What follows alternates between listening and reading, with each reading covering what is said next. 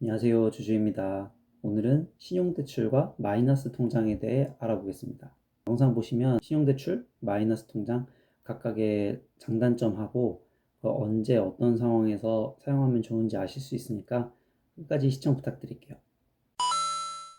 신용대출이랑 마이너스 통장을 알아보기 전에 먼저 대출에 대해서 좀 분류를 해보면 신용대출과 담보대출로 구분을 할 수 있습니다. 신용대출은 돈 빌리는 사람의 소득과 이제 신용점수를 보고 대출 한도와 이제 이자율을 계산을 합니다. 반면에 담보대출은 말 그대로 주택이나 주식같이 가치가 있는 자산에 대해서 평가를 한 다음에 대출 이자와 대출 한도를 결정합니다. 이제 신용대출에 대해 하나하나 설명을 해드릴게요. 우선 신용대출은 한도 내의 금액을 한 번에 대출을 받습니다.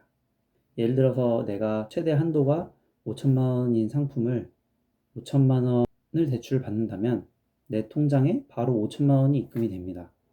그리고 이자는 대출받은 금액 전체에 대해서 지불하게 됩니다.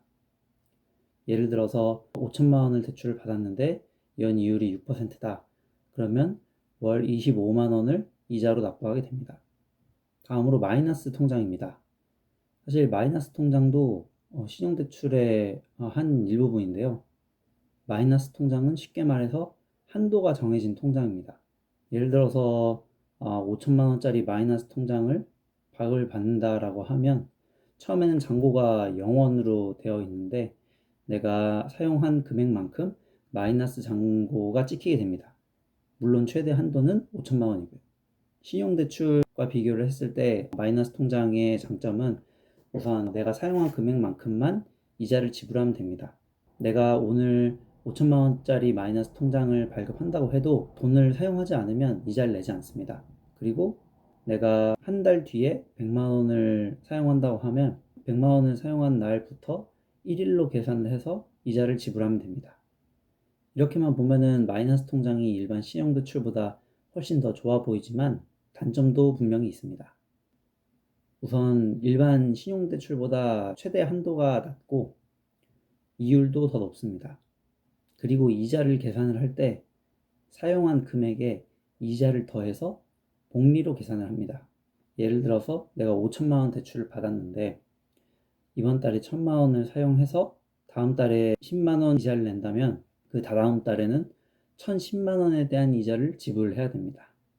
그래서 일반 신용대출과 마이너스 통장은 내가 상황을 판단을 해서 결정해서 사용을 하면 되는데요. 내가 큰 금액을 한 번에 사용할 일이 있다. 그러면 일반 신용대출이 좋고 내가 잠깐 돈을 빌려서 바로 갚을 수 있는 상황이다. 라면 마이너스 통장이 좋습니다. 일반 신용대출이나 마이너스 통장이나 필요한 서류는 같습니다. 직장인의 경우에는 신분증, 원천징수 영수증 2개년, 그리고 재직증명서. 사업자의 경우에는 신분증, 소득금액 증명원, 그리고 사업자 등록증입니다. 오늘은 신용대출과 마이너스 통장의 특징, 그리고 신용대출, 마이너스 통장을 언제 이용하면 좋은지 알아봤습니다. 다음에도 더 좋은 영상으로 찾아오도록 하겠습니다. 감사합니다.